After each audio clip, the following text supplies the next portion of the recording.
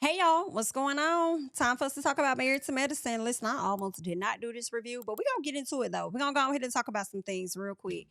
So, y'all know Toya and Eugene had their issues at their last home event that they did, and Eugene decided that he was gonna apologize to his wife for how he made her feel that night. And I was kind of like, Eugene, you really didn't do anything wrong, but you as a husband, if you feel like you did, you know your wife, you wanna apologize, who the hell am I? Do your thing, right?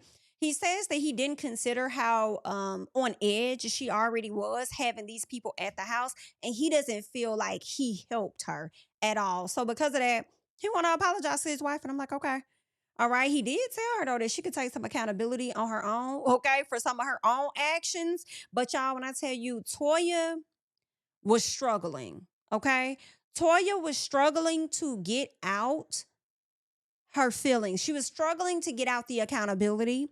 She was struggling to get out an apology.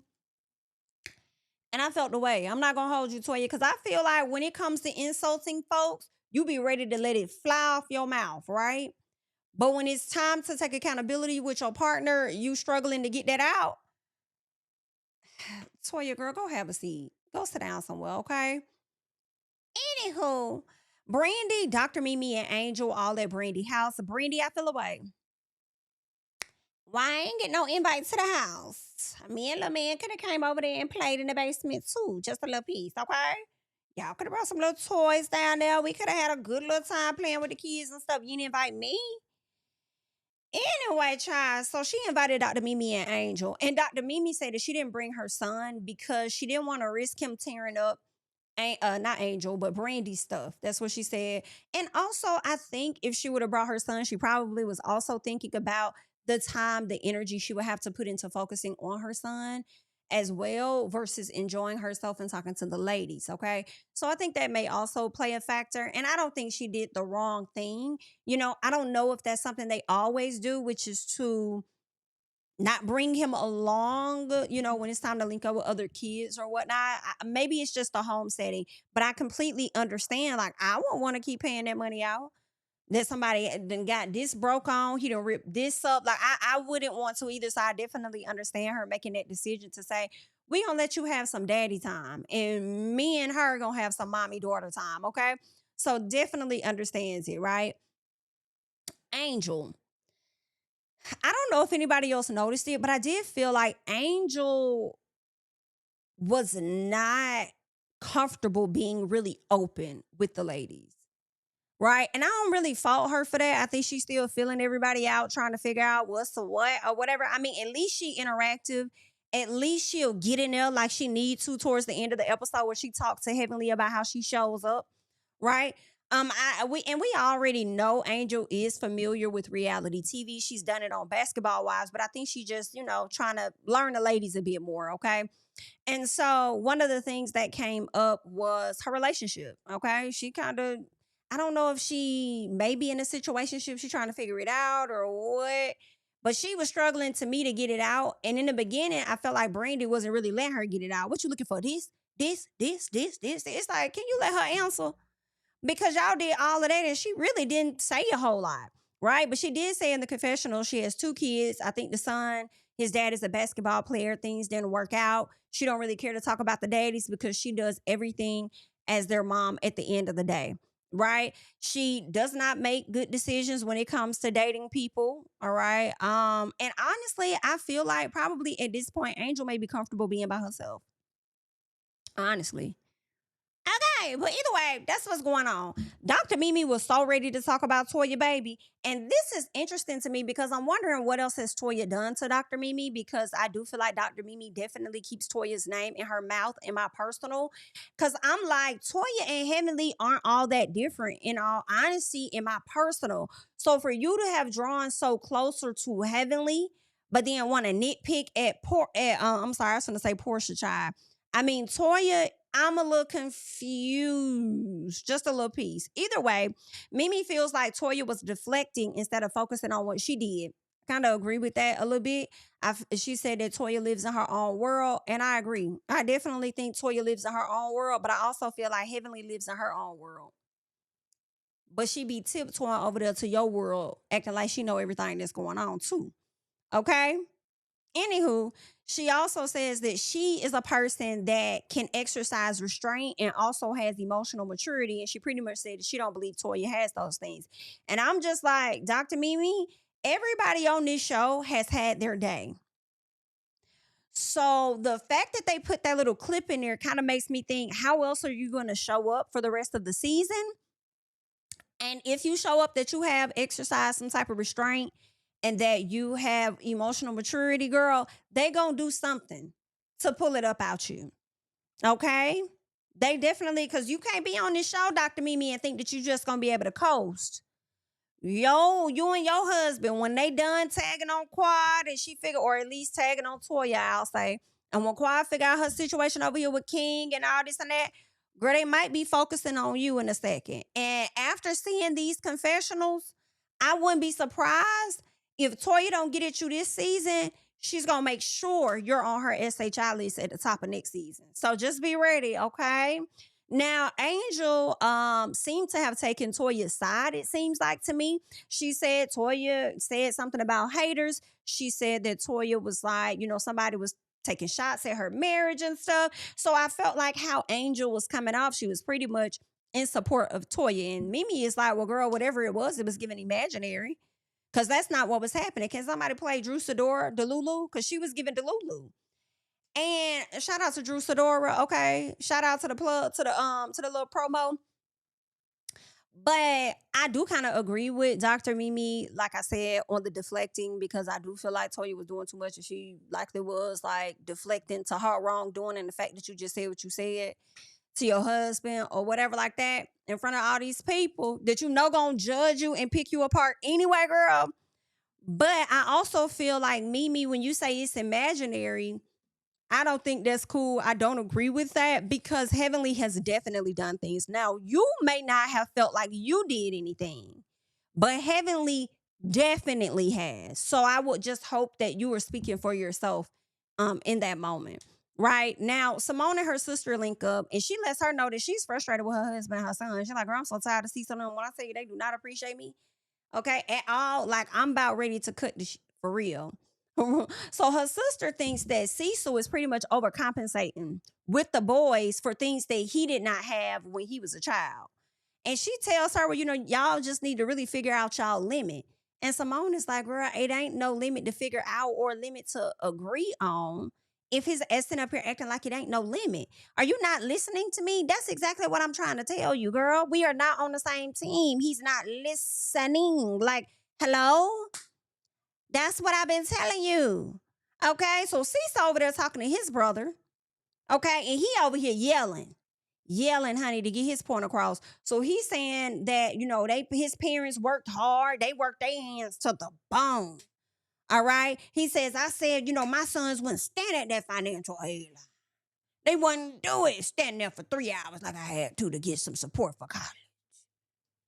Not at all. Baby, at the end of the day, if they had to, baby, go stand at that financial aid line and get what the hell you need. Okay? Like, sometimes the issue ain't financial aid. Sometimes it's just the damn people that work at the university. Okay? Sometimes they ask me on some other shit. Like, huh? What you saying?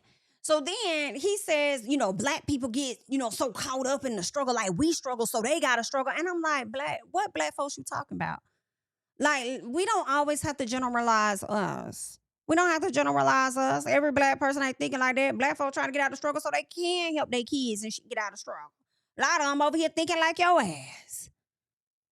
You don't always have to reference black people to make a point. Just make your point, and it was made earlier on. And then nobody give a damn about it. Your brother looking at you like, now why the hell is you up here yelling? And that's your problem. You act like we didn't grow up in the same house. I was right there with you. Hello? Who you think you're talking to? Who do you think you're talking to? I was right there. You still missing a damn point. That's why Simone about to leave your ass now. You can't let your money maker walk out the door. Because at the end of the day, them boys going to get grown. They're going to get the fuck up out of here. Okay? Then it's going to be you and your wife, if you still got one, that's going to be sitting up here looking at each other. That's your life partner. Damn, you can't let the money get up and walk out the door while you over here so focused on what you got. We got money. Do you got money? Do you have it? Or are majority of y'all relying on her money? What's going on? Okay? The hell you got going on? Now listen, I agree with the brother. Brother was on point with it. Brother said, I done lost my wife. I'm trying to teach your ass how to keep yours, okay? You out here doing what the hell you want to do. You about to run that damn lady completely off. And don't be sitting up here yelling to the top of your lungs like you really got the money like that. Like you might be making a little piece here or there, okay? But you ain't bringing in what she's bringing in, all right? You're not doing that. And then he just like, Cecil just really got on my nerves with all this yelling at the top. I said that my boys wouldn't have to struggle at this and that. I mean, are you and Simone on the same page with what your boys will and will not have to struggle for? And then it's also the factor of you just not supporting or having your wife back. Even if y'all aren't on the same page with that, you still should have supported your wife in that moment, right? Your sons probably know based on how the track record is, they're going to still get whatever the hell it is that they want. Clearly, they know that. So the least you could have did, especially if your whole goal is to get the boys whatever they want, at least stand by what your wife's saying. Like, we're going to have to put some boundaries in place, though. We're not saying you're going to have to give 100% of all the money, but you are going to have to step up even if it's just you contributed 25%. Okay? Whatever it was, he definitely should have showed up and had her back more. And I definitely agree with a lot of what his brother said. All that damn hooping and hollering and yelling and this and that. And we got the money and we made it out. And my sons want half the struggle. But I was like, sir, if you don't shut your ass. Anyway, child, can we go ahead and get the King and Quad, the couple that be hunching 15 times a day and are headed to Ghana to get their third egg retrieval? Yeah, let's talk about them for a little bit, okay? He over there nitpicking at her attire as she's getting ready to head out and catch this flight. And I'm just like, sir, chill. And you know what? That could be his personality where he jokes all the time, but like, it's annoying. Sorry. Don't care. Please shut up. Because sometimes the truth is hidden behind them jokes. And every time you get your ass on this camera, King, it's always something you nitpicking at, you joking at. Like, shut up. Okay? Shut up. I just don't care. All right. It's like, I don't like it. Anywho, so he asked her what happens if she don't get the results that she wants for this trip. That irritated me too. I'm like, Quad, pack him up. And let's be clear, Quad was out there with Yandy. Okay? Yandy Smith, Yandy Harris Smith. I want to say thought, but I'm not going to say that, call no other lady like that. But Yandy Smith, Yandy Yams, out there in Ghana. What I did see was a no belly. So I do not believe that she's had a child conceived or any of that. You know, still wishing her well on her journey. I just want her to have a much better man than anybody she's had before. Hello? But when I see that, that means Quad single. I don't care.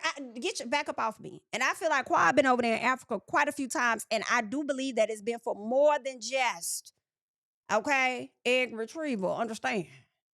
Okay? Understand that now. In my personal, I think Quad is single. I think Quad is looking. And some part of me is like, good for her, bitch. I'm sorry. I just don't think that, like, she just seems more into it with King than King is with her. And I really want her to get a partner that they're on the same page with that. Right? He be acting like he's being drug along or something, and I don't really like that. So King says that what happens if she doesn't get what she wants for this trip? I don't know. It just seemed like a disassociation type of thing. It just sounded like he was doing her a favor to me. Like, huh? Not we in this together type of thing. And when Quad goes and sits on the bed, and she was like, but you told me that you didn't mind. I was like, okay, yeah, this confirms to me that he's doing you a favor. It's like you using him to be a sperm donor in a sense, and the feelings aren't attached, but you know he'll be a decent dad and he got a good, I guess, pedigree. So let me, instead of paying these people to find a donor, okay, come on, Phaedra. Peddling through sperm banks trying to find a donor. You don't know if your husband gonna be a what she said or axe murderer. But what you will know is that it took you a medium size. Anyway, girl, listen. That's the vibe that it kind of gave to me. when it came to Quad and King, like this was an arrangement or something like that. And I'm just like, give her free. Okay. And it seemed like she got it when she went over to Ghana. Okay. Now he thinks she lets her conceiving a child over consume her. Now, King has also said that her going through this IVF process is taking a toll on him, and that, or at least the relationship, and that may very well be true. But also, you are not the one going through anything in my personal life. Yeah, you are, because you're dealing with her mood swings and stuff. But I feel like she's going through the most. You've already conceived, you've already had a child. She hasn't. Then she's more high risk. Let them tell it than you, than a lot of other women. So I'm just like, how do you not know that? Why would you think it wouldn't consume her? Why wouldn't you not know the pressure that she's putting on herself on top of society or whatever, the medical field, whatever, for her to be able to produce a child? And I feel like you knew these pressures before you signed up, but he told Quad that he didn't know. I think in his head, he thought it would be just like a one and done type of thing, whereas Quad knew the entire time that it could take, it could not take. And if she's been taking him to all of her damn visits, like she has been, you would think he knows that. Hell, he got in the last doctor room trying to act like he knew more than Dr. Jackie knew. So you would think that he would be aware of what's at stake here. Right? And then gonna say, but it's like you let it over consume you. Yeah, because she's trying to, she has her life. I feel like women like Quad, typically, they got their life planned out, child. Okay, if I can make this happen by the end and I could die, I can get back to the money. Like, and I understand life doesn't always work like that. But at the end of the day, King knew what was at stake. He knew what the pressures were and all of that. And it slick sounds like to me, he's slowly starting to back out. The more that they go through this process and the results aren't coming, the more he's ready to back out. Because in my opinion, he feels like, to me, in my opinion, okay, he feels like he is doing her a favor. All right? Damn, I'm doing you this favor, but this shit taking a little too long. It's taking much longer than what the hell I thought. I don't know if I can keep doing this. I might tap out. Shit, you asked me one time, but shit, I thought they were going to be done in the first 3 months. Shit. That to me is not a person that truly desires to have a child with you. In my personal. Don't know what else to tell you. That's not what it's given. And y'all can love Quad down to the ground. But I don't see that for her and King. I do think that they are not together. In my personal, prove me wrong. I'm okay with that. But I also think it could be an on and off situation. But they may have maintained a good friendship though. Right?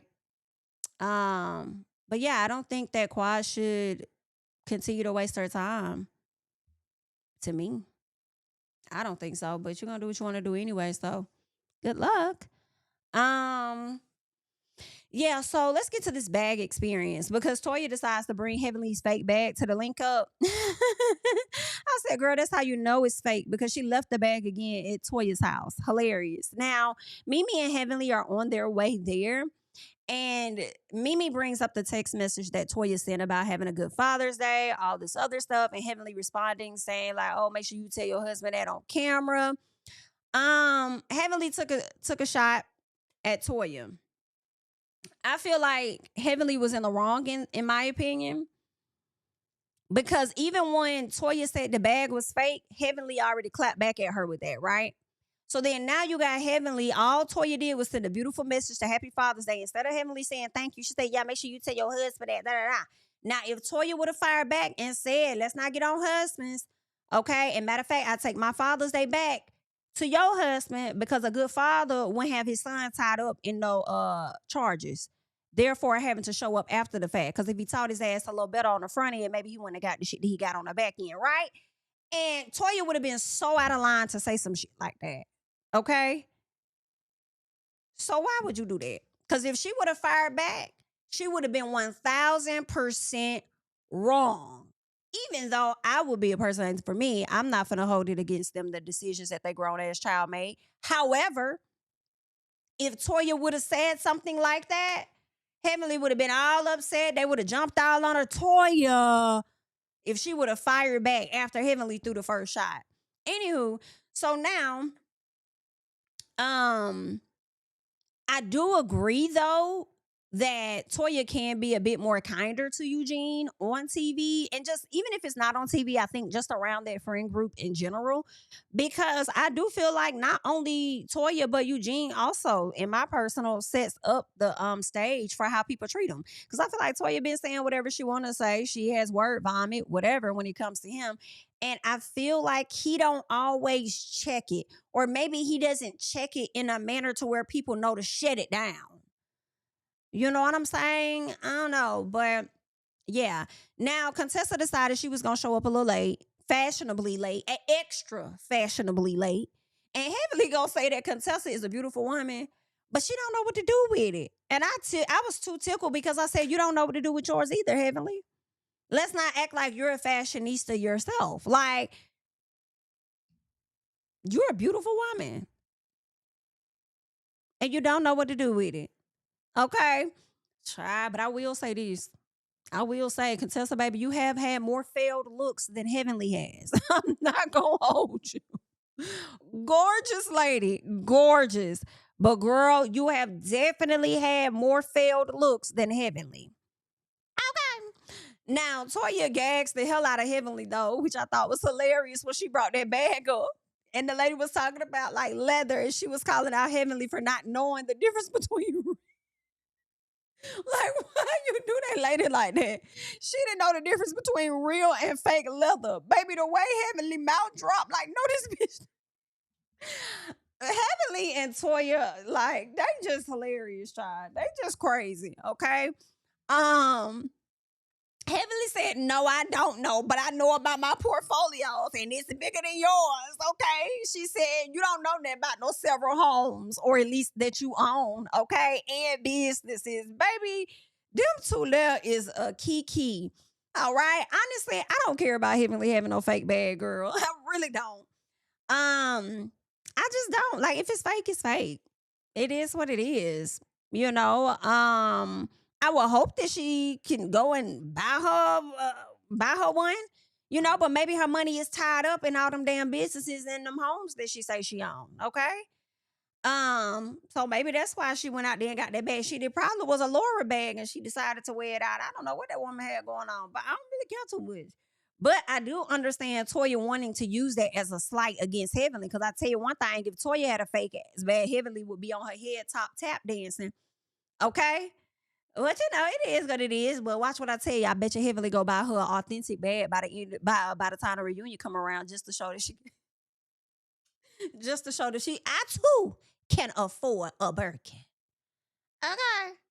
Child, let me tell y'all something. Let's release us. Okay. 1, 2, 3. Release ourselves from all of that. Go and get what you can afford. Go and get what you like. Okay. Maybe more people need to start saying, well, maybe y'all don't. Okay. Maybe I was gonna say more people should accept the fact or admit the fact that they bags is fake. Maybe y'all are making y'all are normalize fake bags, child, but then y'all might get the people in trouble that y'all getting the fake bags from. Hey, Contessa. So I don't know. Do what y'all want to do, girl. Okay. I'm not in y'all pockets like the IRS. Okay, in the state. I'm not in y'all pockets like that, girl. Okay, and some of y'all children too. So good luck. Do what you want to do, child. It's your money. Live your life, honey. Have fun while you at it. Contessa exposed her husband, as I said, and his college side hustle, which wasn't nobody business. But thanks, Contessa, for letting us know. Toya and Heavenly get into it over the Father's Day text, right? Brandy and Angel appear to be on Toya's side. And this is where I said Angel speaks up. I'm sorry. Yeah, Angel. Unlike the Angel, what's her name? Ain't her name Angel over there on Real Housewives of Potomac? Unlike that Angel. So you know how I was giving her like passes in the beginning, Real Housewives of Potomac, because she was a little hesitant. You know, she's like kind of learning the group. That's how Angel was coming off at Brandy's house, but she'll get in there. You know what I'm saying? She ain't got no issue getting in there, but she also has a history with reality TV. You know what I'm saying? So shout out to you, boo.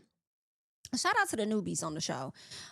Jackie decides to step in to be the mama child to get the ladies to calm down. Every time they ain't got no sense, y'all know Jackie gonna step in. And what Jackie gonna tell y'all the first thing? First thing Jackie gonna let y'all know is that she's heartbroken. Jackie, if you so heartbroken, baby, you shouldn't be around these ladies no more. Okay? You should be on your, I'm not gonna say that because I want Jackie to still be with the living. But I'm gonna say this, girl. If your heart that broke, you need to be going to get you some healing. Okay, because every time they get into this shit, here go Jackie, I'm heartbroken. Anyway, what really was broke on you was that deodorant. Let's get into that, okay? Jackie, you probably should have kept your arms down. I noticed you was keeping your arms by your side for the most part, bro. You should have let them think it was somebody else, but we appreciate you for telling the truth. Jackie said, baby, y'all done turned up so damn much. Y'all done got me over here stank. But what it was her over there fighting over them that leather, that fabric, so she could make that bag. But can I say Jackie had the best bag? That bag was cool. I said, oh yeah. I was wondering when she grabbed that blue and I saw the white with the blueprint. I said, oh, what's she finna do with that?